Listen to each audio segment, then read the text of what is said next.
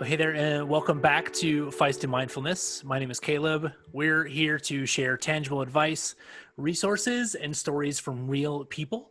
And we hope to inspire growth in owning your mental health. So here's your host, mug collector, and cardigan queen, Joelle. You had to point the right camera direction. thingy. Well, hello. Hello. It's me. It's you. New mug. What's it? This mug is specific. No, it's just white with a pattern. It looks like hammered metal, Ooh, that's cool. but it's ceramic. Anyway, you put loose tea down into a little tea holder and you steep it, and then when you're done steeping it, you pull it out. And it has a lid, a silicone lid. Nice. For when I want to take my tea places, or if I know I'm not going to drink it right away and I want to keep it warm and keep it from evaporating into the sky, the world. I don't know the right word for that. Yeah. So that's the newest mug. Nice. Actually, that's not even the new. There have been a lot of mugs added to the collection. I got one in honor of my family going to Shorts Brewing here in Michigan. Shorts Brewing is up in Bel Air. We went there for a trip to commemorating my grandmother. So Nice. I got a hoodie and a mug, which is very on brand for my life. If there's a sweatshirt, if there's a sweatshirt to be had. That's amazing. I wish I had a picture of it because it's not here. It's become my office coffee mug, but my friend Aaron got me a mug from a place in Chicago called Sputnik Coffee. So it's like a red coffee mug, and it's speckled with white. Like, you know, those are like tin camping mugs and stuff that are like usually blue with like white speckles. It's like that. Yeah. But red, and it says Sputnik Coffee on it in like this very blocky Russian looking font. I like it. I like that a lot, actually. I think maybe I've seen you post about it. I think I posted a picture with it. Yeah. Did he get you coffee to go with it? Yeah, he did. Yep. Yeah, I think I've seen that. But yeah, so we are jumping back into our series today.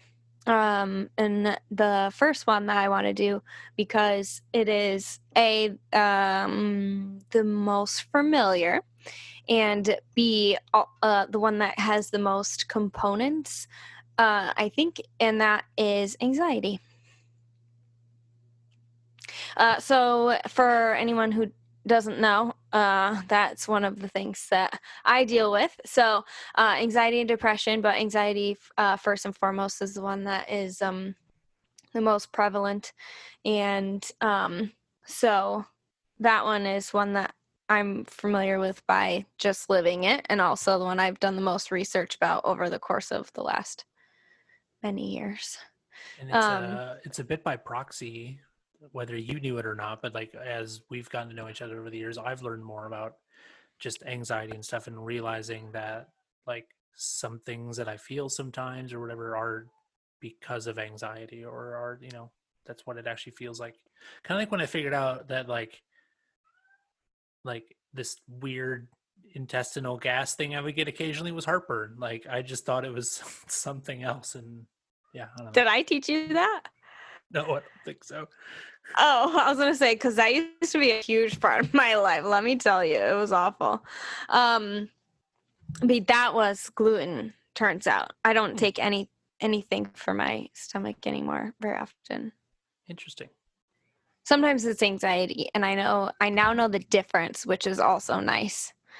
So, but yeah, so I have a diagnosis of generalized anxiety disorder and panic disorder. Panic disorder, I'm lucky that most of that is kept at bay now with a combination of medication and therapy. I contribute a lot of that to my medication combination. Um, I'm not often surprised by a really out of the blue panic attack anymore. Thank goodness. Knock on wood. All the things. Throw salt over your shoulder or whatever. All the Right? superstitions. Yeah, all the things.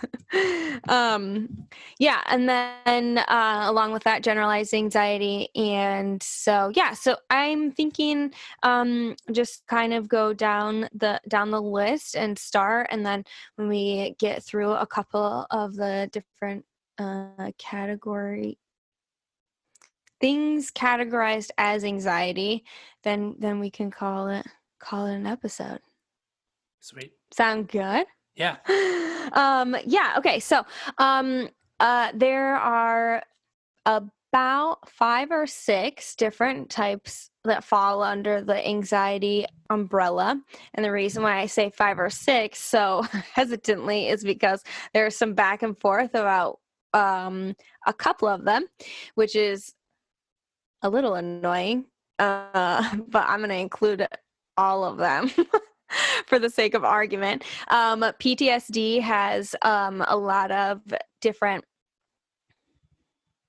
It has a lot of different symptoms that go along with it, and there's a lot of different treatments, and a lot of the treatments tend to go along with the way that you treat other anxiety disorders, and so it was always classified as that. And then there's some argument that it should be its own separate thing. And then OCD, that for a long time was in the umbrella under anxiety. Like when I was in college, it for sure was. And somewhere along the way, and since I graduated, the ADA changed their mind. And so now they're trying not to categorize it as that. But healthcare professionals generally treat it with same thing with PTSD. It's generally considered treatable with a lot of the same kinds of things. So most of the time, people who are actually out there working with people with OCD utilize anxiety tools. So yeah, we've got generalized anxiety disorder, or GAD, social anxiety disorder, panic disorder, phobias, all fall in that anxiety umbrella. And then PTSD and obsessive compulsive disorder. There is also, you can sometimes hear social anxiety as social phobia. Makes sense. I came across that a couple of times, which, yeah, it does make sense, but at the same time, also confusing. So you're saying that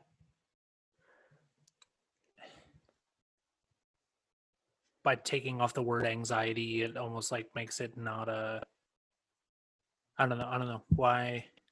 Well, it just makes it confusing because phobia is something that falls that not everyone considers its own section of anxiety, right? So one website that I went to says that there are 5 major types of anxiety disorders, and they say that there's general, obsessive compulsive, panic, post-traumatic stress disorder, and social phobia. That's what they're calling it. Interesting. Okay. But then you can go to for instance, the article that I found from Talkspace, which is a really great app and website and resource for therapy, like online and app therapy. They were the ones that I found some more information about how OCD is technically no longer acknowledged by the ADA, but to be part of the anxiety umbrella. So then you take that one out. And then there's the psychiatry.org that says it's generalized anxiety disorder, panic disorder, phobias, agoraphobia, social anxiety, and separation anxiety disorder. Interesting. So it's almost like some people are attempting to like have the names be a little more uniform in terms of like, PTSD, OCD, like those kinds of things are types of anxiety, right? And so they almost want to like make it maybe a little less confusing, because it's like, do I have just social anxiety, or does that mean I have an anxiety disorder if I have a social phobia? Or is it a phobia and it's something like agoraphobia, where you don't want to go outside, and part of it is you don't want to deal with people? But that would be very specific. So, Right, but like a also don't phobia. quote me Yeah. Anyways. on agoraphobia. I haven't looked into that one yet, specifically. But anyway, so then you have the National Alliance on Mental Illness. They have a great site, and they say there's social anxiety disorder, panic disorder, phobias, and generalized anxiety disorder and panic disorder. So it's just, I mean, it's just there, it's all over the place, which makes a great argument for why it's so hard Yeah. to get everyone on the same page and just kind of, yeah, where do you start? How do you treat things? It's like kind of a guessing game, and it's pulling all the pieces together. There's a huge amount of comorbidity between them. You know, we kind of touched on it when we had Zach and Curtis as our guests, that like me, I have a few. There are moments where I definitely have symptoms that resemble social anxiety. I also have fears, like a few different fears, one of which is emetophobia, which is the fear of vomit. That one's a fun one. Look that one up. No thanks. So the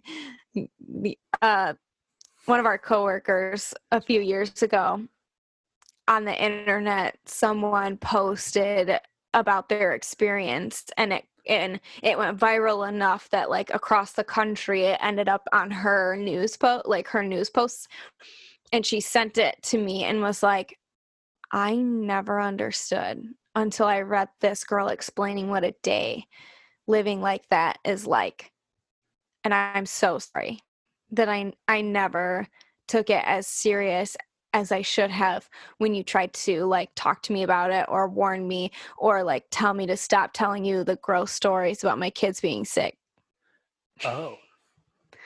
and stuff. And anyway, it's just like, who would have thought? There's a lot of phobias out there, folks. Oh, yeah. Yeah, so all of that to say, there are a lot of different types of anxiety. I'm going to do my best to cover the ones that I have discovered that there's like good information about. That doesn't don't take me to the flames for forgetting things or not finding good information about something specific. I'm not dismissing anyone. I don't want to disclude anybody. Just because I don't talk about it doesn't mean it doesn't exist. So yeah, just want to preface some of this with that. So send all your emails to me, and I'll delete them. I'm just kidding. No, seriously, tell me about the things that I don't know. I love it. Send them my way, especially if you have good information or you have your story to tell. And if you give us permission, I would love to share those as we go. If you have things and stories that match up with the different mental illnesses that we're talking about, you're more than welcome to tell me about your experiences and how you feel, or if you have a different experience. I'm all ears. But yes, forgive me in advance if I miss a detail. So yeah, to start, let's talk about generalized anxiety disorder. So this one is probably the most broad, obviously, as general in Generalized the name. But so there are many different types, and it produces chronic, kind of over the top worry about everyday life. And now you say, Joelle, I'm stressed out. That sounds like me. No.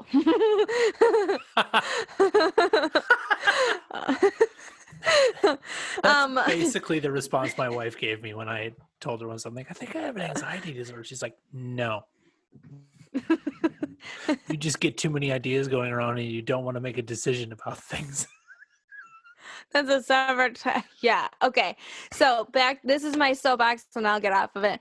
There is a difference between stress and anxiety, and to feel anxious about something, and then an anxiety disorder, right? So the definition of disorder is something that is interfering with your life, your day-to-day life, right? That's the key. That's the key. So it's exaggerated worry about everyday life. It's stuff that other people they don't think about because it doesn't bother them. And it interferes. It keeps you from doing something that the people around you would go, why can't you do that? Or that you ask yourself, why can't I just do that? Mm-hmm. I've had that conversation many times in my head. Why can't I just walk into that situation? Why not? Everybody else is doing it like the world isn't burning, but my brain will not. So yes, and it is like an abundance of fear about something, not just like a stress, right? So we've talked about that a little bit in our previous conversation, especially with Curtis, where it's like there are good stressors and there are bad stressors. There's the stressor that is good, that's performance, and you want to do well, and therefore you feel stressed out, and so you study for something that's really important, or you prepare for something at work. Or some of the little perfectionist things that I have, or I just really want to do well. And so I get stressed.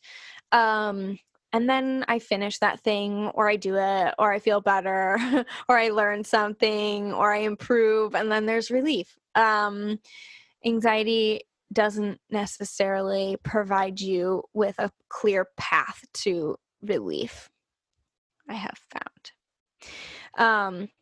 So this kind of worrying, this exaggerated worrying, a good way to kind of recognize it is like hours of your life consumed replaying things or playing through what something might be like in the future, or coulds and what ifs, and I wish I would haves, and those kinds of things, just like in your mind over and over and over again. And always, pretty That much, right? Like, right. That is, yeah. I'll catch myself in that pattern without realizing it, and then looking at like how long I've been sitting there staring or like fiddling with something, yeah. or like I think I'm reading but I'm not. I'm not actually reading at all. Oh, And man. instead my brain is like, how did that conversation, like, I kid you not, laying in bed, seriously, 6 or 8 hours earlier, I had a conversation with somebody. And I felt bad about one thing that I said, or maybe I interrupted them. And I laid there for a solid 35 minutes, replaying it and going, I should apologize, but I can't apologize right now. I could draft an email and send it. I could schedule it to be sent. No, I don't need to apologize to them in an email. I should do it person to person, but I can't do that because COVID. Okay. So on our next like team call, like kid you not, like 35 plus minutes where I had my phone in my hand with an email thing open for what? Yeah. What am I going to do? And then I did nothing. And Right. then I went back, Never send and then it. I finally fell asleep. No, and then in my head I was like, that person probably didn't even notice and totally doesn't care anymore, because now it's been 10 hours Yeah, and and they're they not going to probably remember forgot that about it moment. after 5 minutes, or if they like cared at all. If they even cared at all. Yeah, exactly. So, classic. There's your checkbox for anxiety. So, yes, it makes it hard to concentrate on daily tasks. You find yourself interrupted with these like very bad thought patterns. So a person with GAD may become exhausted by worry. If you've ever had moments of anxiety, even if it's not diagnosed, right? There's still anxiety where you're feeling very apprehensive and kind of amped up about something. And I hope very much for you that it passes. If it doesn't, you might have anxiety, an anxiety disorder.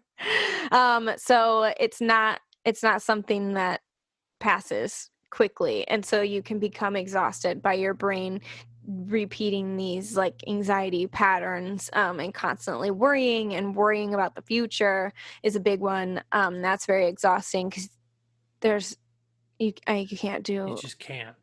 anything to fix it yet. You can prepare and you can be ready with coping skills, which I highly recommend, but you can't actually like fix the future, much to my dismay. Um, So, can I ask a question? And maybe you were so going to yeah. talk about this, but you mentioned coping skills. What are like some of your coping skills for stuff like this?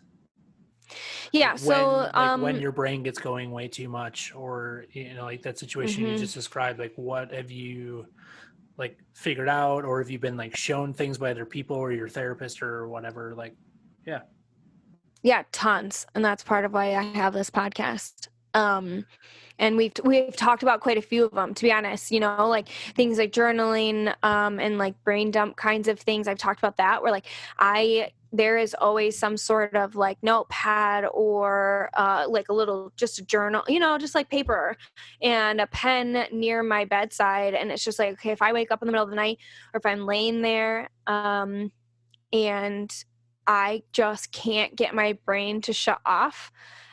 Sometimes it's just like a brain dump, right? So like in that moment where I laid there and I didn't realize that I was like ruminating on the conversation that we had and like trying to change the past in my brain, even though there's like absolutely no, that doesn't work. And a lot of times if I actually act on those things, it's very impulsive and it's not helpful and it makes the situation worse. So that's my 2 cents about it. Try not to act on those things, Yeah. especially when they occur to you at odd hours of the night. Hmm. And so I think labeling it, that's important. So as I was laying there, I was like, I'm ruminating, and that's not helping me get anywhere, and it's certainly not helping me get to sleep. So and then I kind of just like walk myself through that, right? Like a therapist would walk me through that scenario where I'm like, okay, you just did it too, right? Where it's like that person probably doesn't even remember. They're definitely not worried about it right now. There's not anything you can do about it. If for some reason they bring it up, you absolutely could apologize or talk about it and handle it like an adult. I remind myself you can do that. You are capable of doing that. You will handle it if that scenario comes up. If that person truly is upset, you will handle it. And so some of that like self-talk, and if you don't have somebody to walk you through it, practicing that, writing down those questions that I just said. If you have somebody to walk through those kinds of questions with, where it's just like, hey, can I bounce something off of you? I'm really worried about this thing that happened or that I said or this feeling or the future. And hopefully you have a good person in your life to ask you those questions. Be like, okay, so what's absolutely the worst case scenario? Oh, this happens okay, let's use this co-working example. Right. Well, that person could our total we could have a total relationship breakdown. What if they don't like me? They don't want me. They don't want to talk to me anymore. All of a sudden, like you could go down the bunny trail, right? And then you go, okay, but you could handle that, right? Like it would be okay. You would work your way through it. It wouldn't be fun. It might be unpleasant, but you would be okay. And I use that one quite a bit. And I also use it with other people quite a bit. So when somebody starts to go down that trail, whether they have an anxiety disorder or not, humans are really good at being doomsday people. So when somebody's like, but what if this? And I'm like, okay, so what if that? Well, then this might happen. Okay, and then what's the worst that can happen from there? You've Well, done that this to and me this so could many happen. times. Okay, so then what? Like, okay, let's walk through it. Oh, Yeah. great. You just listed off 5 things and you're capable of handling all of them. Yeah. I used to hate Not it that when you it's did that. fun or I hate sorry. no, it's very, very good. And it's like I don't hate it now. Like if that's something that needs to happen, then yeah, I appreciate that you have always done that for me. It is it's not easy to do to yourself for a really long time. So like to have somebody, or train somebody how to do it, right? Like if you have somebody in your life, a friend or a significant other or something that you spend a lot of time around, train them to just keep going, okay, and then what? Okay, worst case scenario, then what? Oh, great. It sounds like you could handle that. I've So done I that. use I did that that recently coping a with lot. I did that recently with Sam. She's been, I mean, everybody does this, especially if you're a creative person, but like you see somebody who's doing the same hustle as you or whatever, and they might like, Mm. you Mhm. may perceive them to be better than you or something, and, you know, get down on yourself about it, or like, you know, that kind of stuff. And Mhm. so, and I know she doesn't like it when I do it either, but it's a very good conversation to have, or a good way to just like help move the conversation forward in the other person's head. Yeah, where it's like, cool, let's skip through all of your next 5 hours of what ifs in the next 5 minutes. And I'll show you that it's going to, in the end, it's going to be okay. Yeah, Um, I will say though, Obviously, there are exceptions. I need to get better at phrasing it with her. But that's just more of Yeah. me being like Well, too approach about it. Yeah. approach and tone are really big. That's why it's got to be Mm-hmm. somebody that you trust, because obviously she's going to trust you regardless of your tone and how you approach it. She's still going to trust you to have her best interest, Yeah. which is important. So yeah, if you have somebody that you can work with on that, that's really helpful, because it is very hard to walk yourself through that, like kind of doomsday what if by yourself, especially if you get to the end and you just feel more anxious. Mm-hmm. That's bad. You need somebody there who's just like, yeah, but you can handle it. So yeah, that's one. Another one, so I, in my head, there's kind of like two categories. There's like preventative, like what can I do to prevent myself from getting so anxious that it stops my life from being what I want it to be. And then there's like oh, I'm feeling anxious right now. How do I stop it in its tracks? Or cool, I've gone down this bunny trail and now I'm I'm having a panic attack. Now what? And so I have like some different categories. So preventative stuff, we've talked about that a lot on this podcast. It's the magic trio. It's making sure, like, I know that my sleep has been wonky the past couple of weeks for no good reason. I wake up at like 5 o'clock in the morning, 100% not tired, like completely convinced that I need to go conquer the world at 5 o'clock in the morning. And then I'm tired at like 8 or 9, wondering why I was awake so early. And then I'm tired at night. So okay, weird. But after a few days, I was like, oh, if I don't figure out how to get this like to not be a cycle, I'm going to be It's going to significantly be. more Yeah. anxious. Yep, I'm going to be significantly more anxious here in a couple of weeks. Sure enough, here we are. And I I've did, I talked to my therapist about it, and sometimes medicine. I'll take some medicine to help me make sure that I'm sleeping through the night.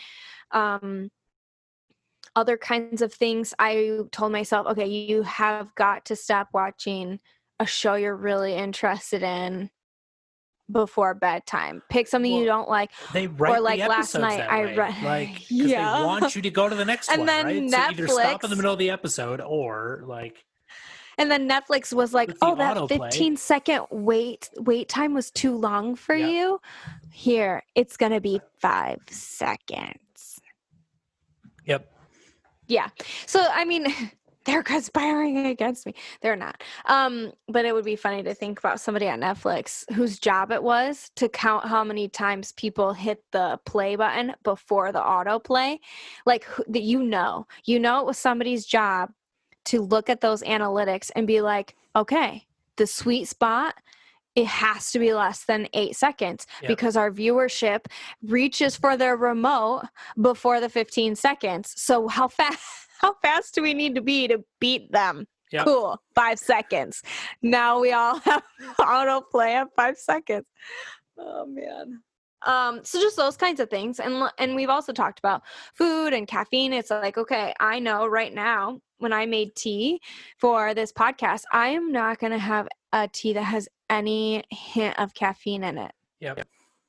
I haven't had any caffeinated anything since like 11.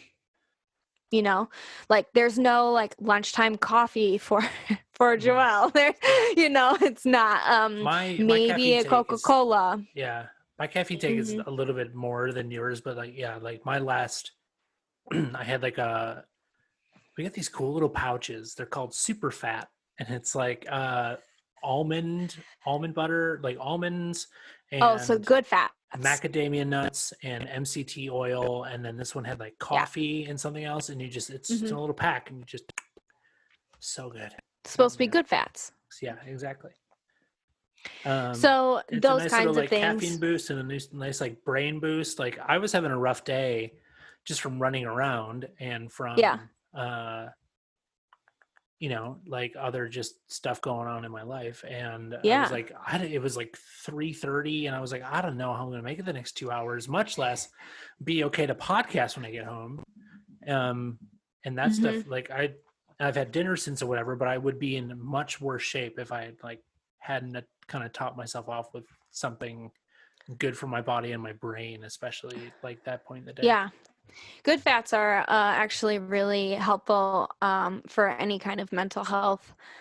And So I say we're not mental health sponsored on by purpose. Superfat, but if you would like to sponsor us, Superfat, we would love to be sponsored by you because your nut Super fat. butters are amazing. Oh, there's just so many opportunities there. Oh, I know. Um, so that on top of that, you can say that food matters, right? And there's a lot of research out there about good fats in your brain. So And there's a whole even episode if of you this aren't show about mentally it. ill, yeah, if you're not mentally ill, mental health, right, can be impacted by having those kinds of things that incorporated into every day. So I always encourage people to pay attention to what they eat. Um, yeah. So that's preventative kind of stuff, but I recommend. And then there's like what we were talking about, where it's like I catch myself becoming more anxious, and I can kind of like walk myself through, okay, how do I prevent this now that we've gotten this far from turning into a panic attack? And then there's like acute coping skills for I'm having a panic attack, and that for me has changed a lot over the years. It went from having no idea how to cope and having really terrible coping mechanisms. Um, uh, Trigger warning. So, used to do things like cutting and trying to distract my brain in a very visceral way, albeit effective, not healthy, Not healthy. No. not healthy at all. And I had friends that did it, and it was just not a good little like culture that we had created, and I ended up in a mental health hospital. So, end of trigger warning. There are some really not good coping mechanisms that sometimes your body finds in desperation. So seek help if that's where you're finding yourself, because there's a lot of better ways out there. And when I got through that really tough spot, there was a lot of medication involved, honestly, where it was like if I started to feel really anxious, I took a very like quick acting as needed medication. And that it's still to this day, if I end up having to take that, I mean, it zonks me. There's Hmm. there's no there's not a lot of function after that, which is its point, right? Its point is just to kind of stop you in your tracks. And so I had to do that for a long time, and then it's maintenance medication like what I have now. And then if I can keep the rest of the things in my life in balance, then I do okay. And then it's recognizing and saying, oh, that pounding and feeling like I can't catch my breath is me at the start of a panic attack. What can I do to reset that? Okay, cool. I'm going to take some deep breaths. I'm going to change my environment. I'm going to take a walk. I'm going to um, write things down, try and figure out what it is that I'm really this worried about. So, yeah. And there's not really a right or wrong progression to that. I think you just continue to try and get better, find new coping techniques. I hope I I didn't throw have you like found way off your schedule or your no. talking stuff. Cool. Just making No, sure. no. No, I think it's good to talk about it along the way. And because I was planning on kind of talking about it at the end, but now is just as good Sweet. because now it's relevant. Yeah. So, generalized anxiety disorder. That's the main one that I actually like have a doctor's like stamp next to my name on my file or whatever. That probably is extremely thick.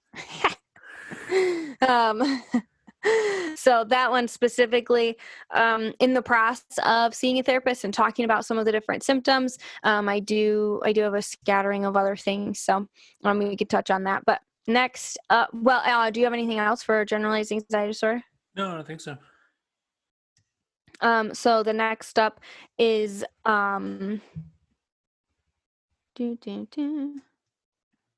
clicked on the wrong tab. Nice. It's not the best. Okay. So panic disorder. This one a lot of times goes hand in hand with generalized anxiety disorder. Case in point, your friend Yeah, girl, Joelle. Joelle. um, so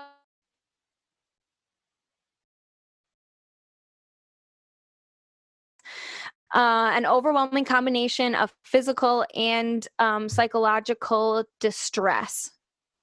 So, one thing that we didn't talk about with generalized anxiety disorder is that you can have, you're easily fatigued, you have difficulty concentrating, muscle like tension, and like other muscular, like chronic muscular kinds of problems, problems sleeping, and in the process, also, there's the physical symptoms, a lot of times headaches, nausea, other different digestive problems. Anyone who's ever been like really nervous for something and has been nauseous or actually thrown up, or has it the other way, ta-da. Mm-hmm. That's your body going, no more. I've only ever had that one time, and it was really weird that it happened when it did. Is when I was in the automatic, and like That's his old I grew up, band. yeah, my old band. I'm not gonna say what I was gonna say. So, and like I grew up playing at church where there were like 2,000 people a service, and then like we play, open for Wayland a I few didn't know times, and that. it was like 2,500 people. Like playing in Yeah, front of large groups of people or even smaller groups of people is not not usually a bothersome to big me. deal. We went on the radio at WICE, and I was Uh-huh. so nervous that I threw up before we went on, and then after we got off. Oh man. I could never figure it out. I think it was just like What's because new? there That's was totally no different. right, but there was no reaction that I could see from anybody. We were like just Or like the staring at each positive other. vibes of like people Right. cheering Yeah, counteract it was a the tiny little anxiety. room that we were like packed into, like barely enough room to move, See, and we're like staring at each other, and everybody's just kind of that would nervous, and not it be was hot, and comfortable. it was just like, yeah, no. Radio Yeah. is the worst. That was not my first time on the radio either. I was on the radio when I was in high school, but like, yeah, I don't know. So weird. Yeah. Yeah. So physical symptoms, very real. And that was a huge part of my anxiety journey, is being so terrified of the symptom of the symptoms that I was having. And it just is like a really lovely cycle where And then you I feel just give sick them to because I'm yourself, and you're just like, anxious. yeah. Yeah. What if Yeah. I Yeah. get so anxious that I throw up, and then you make yourself so anxious Yourself that so you, anxious yeah, that I'm yeah, sick to my stomach. Yeah. yeah.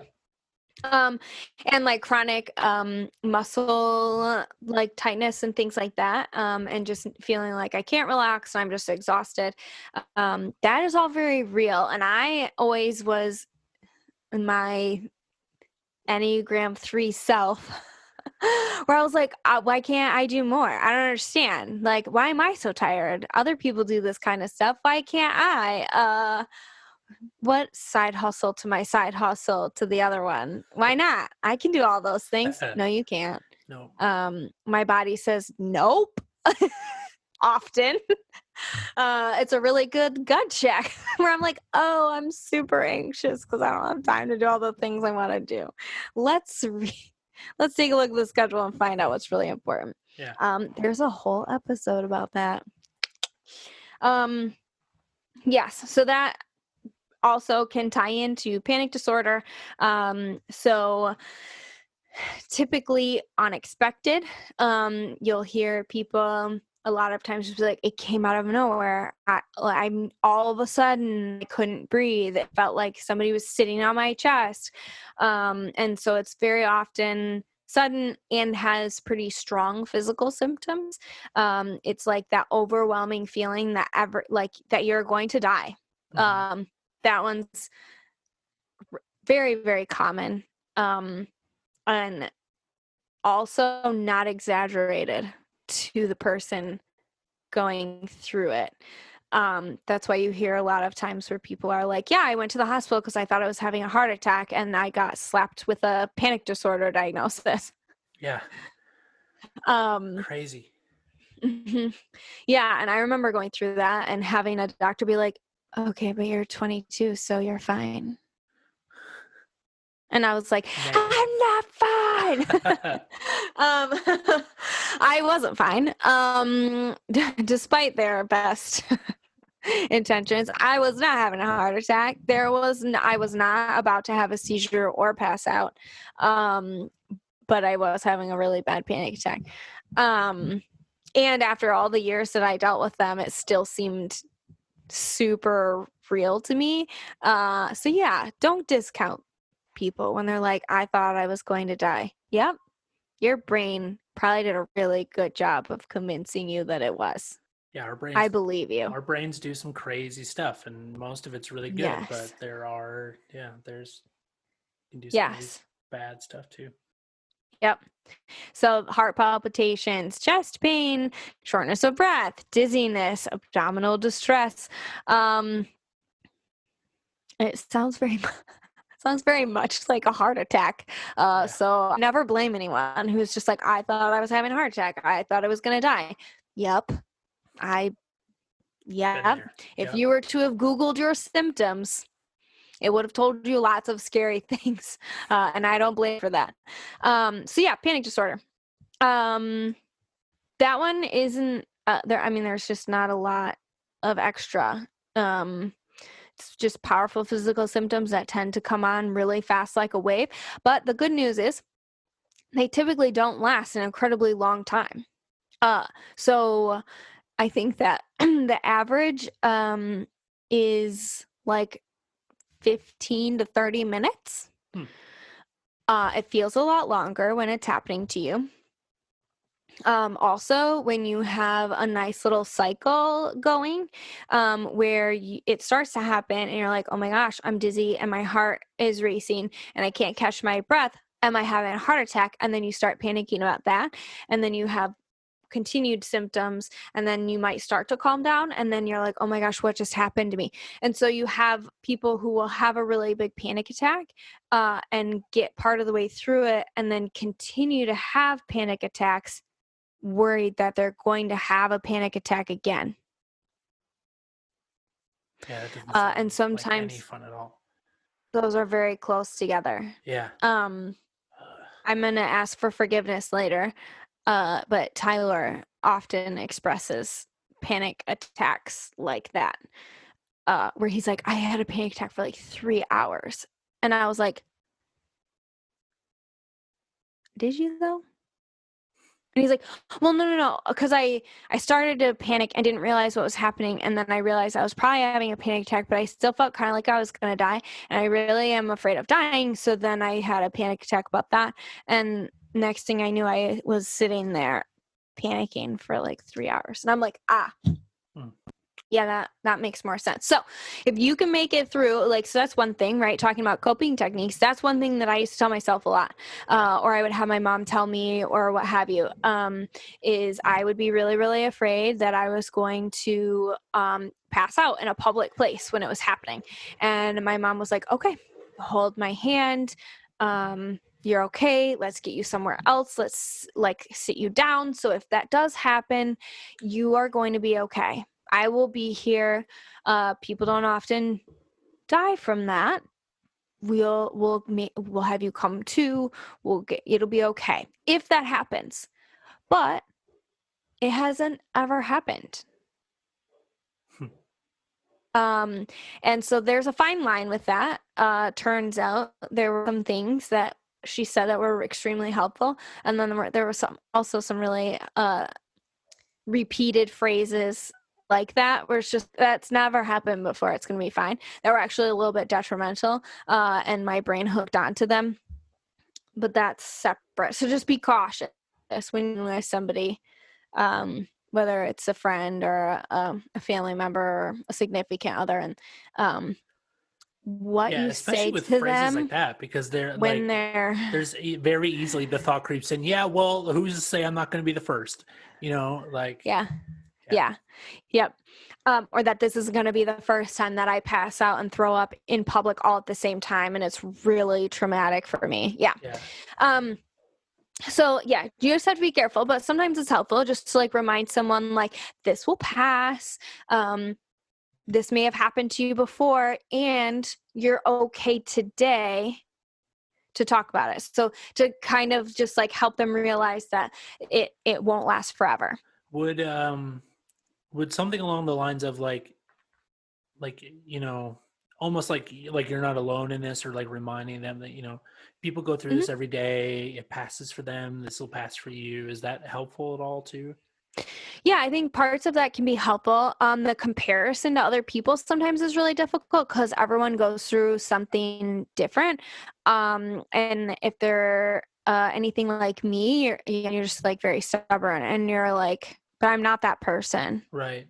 So I'm me, something and more it's along the happening lines to me like, right now. yeah, yeah, But something that's very, very general, right? You don't have to be super like, specific with okay, somebody, like, because people go through if similar things, or something like that would be, yeah, yeah, or like, hey, we know that, right? Labeling things can take away a lot of its power. mm, So being like, hey, this sounds or looks or feels, or you're expressing to me that this is like a panic attack. We know those don't last very long, or you have not had them last all day, or we know that they last about 15 minutes. Like sometimes that facts cut through some of that like irrational like panic yeah, brain. For me, and I've experienced or I've heard other people experiencing something kind of similar. So having somebody say to me, facts is helpful. Reminding myself of the facts is helpful. Um, Even if it's anxiety and it's not just a panic thing, it's like, okay, this doesn't last forever. Or when I get very like doomsday, where I'm like, oh my gosh, it's happening again. Or oh my gosh, like what if this panic attack leads to me my anxiety disorder getting out of control again, like that kind of thing. Okay, but you got through it. You got through it once, you can get through it again. Or you're not alone. That's another one. Like just to have somebody next to me to talk to about anything to distract me. I used to call my mom. I'd get done taking a test and I'd be really anxious about how it went, and I'd start having a panic attack that I was going to fail, and that like something like that. And I'd call her on my way like to the car after, and I'd be like, "Mom, can you just tell me about your day? Like I'm having a panic attack right now. I just tell me about anything else." And she'd yeah, be like, "Cool.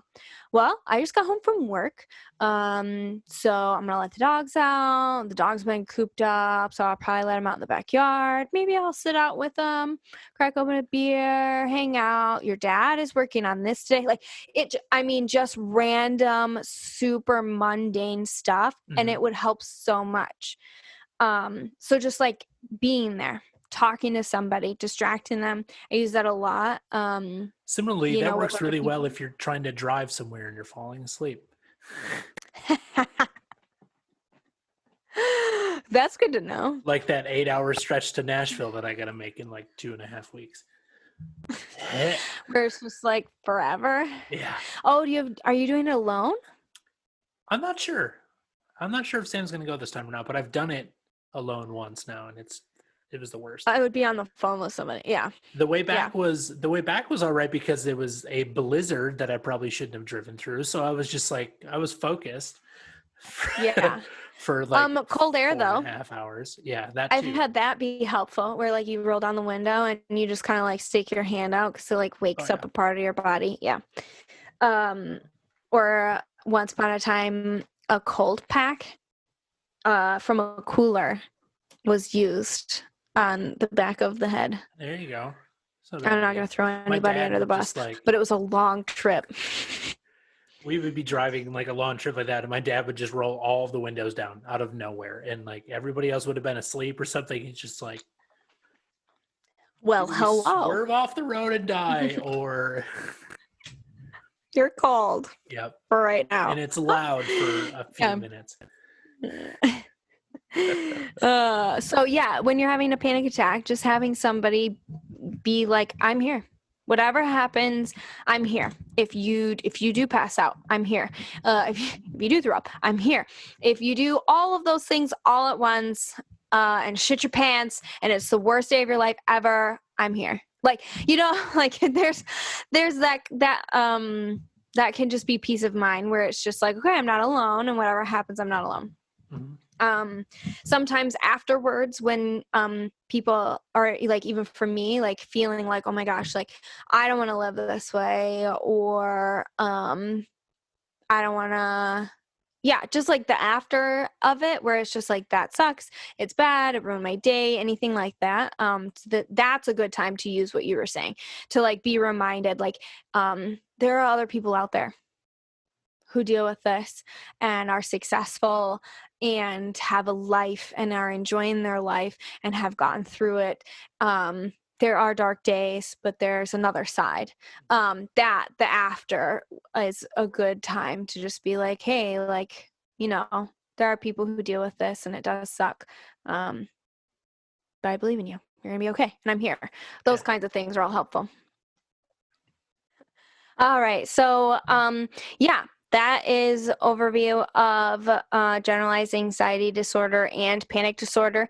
They kind of go hand in hand a little bit. A lot of times people do to have both, and it's common to have both of them diagnosed at similar times. But yeah, that's the first section.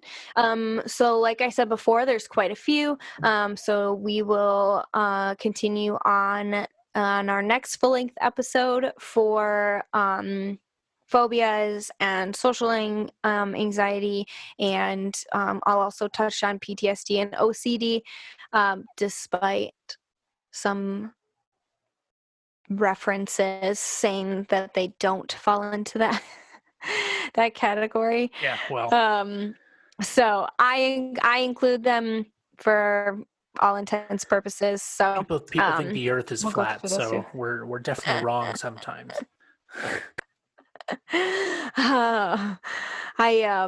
My therapist said a phrase to use when you're in an interaction that seems tense because someone assumes that you're kind of a know-it-all, which is a thing that I've dealt with a lot in my life. What? No. Anyways, to help diffuse that is saying something and then just being like, but I'm open to being wrong. I'm wrong sometimes. yeah. And it's almost like a way to just be like, yeah, I'm saying this as just like a general, like, here's my opinion, not a fact. Even though you might take it that way, I'm letting you know it's just a general opinion and not a fact. I say it a lot. I love being wrong because it means that I'm learning something. Like, prove me wrong. I would love it. Yeah. Yep. So that's immediately what I thought of her. I'm like, I'm open to being wrong. Nice. That's good. So there's your it's not Tip Tuesday, it's Wednesday. But there's your tip. And this airs on Monday. It does. Cool. So I'm looking forward to diving into the rest of the different anxiety umbrella here coming up soon. Minisode will continue with this meditation series. So if you really hate meditation for the next couple weeks, I apologize. Skip the Um, mini-sodes. skip the minisode. I've been trying to label them as meditations, so Yep. you know which ones to skip. Um, but yeah, I look forward to giving you guys some more meditations that are good for dealing with anxiety.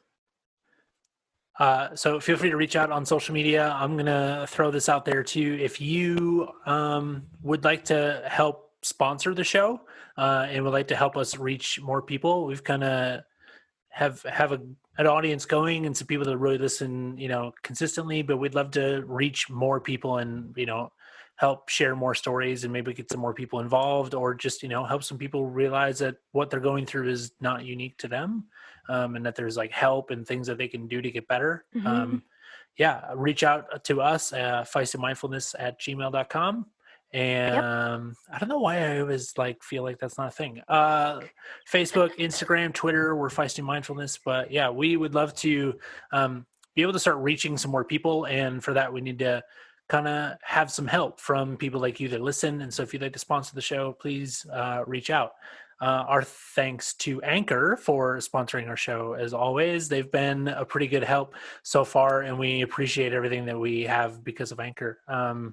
So thank you to Yeah. Anchor for hosting our podcast and for sponsoring our show. Yeah. Anything else, Joelle? No, you nailed it. Cool. All right. This is Feisty Mindfulness. Bye. Bye.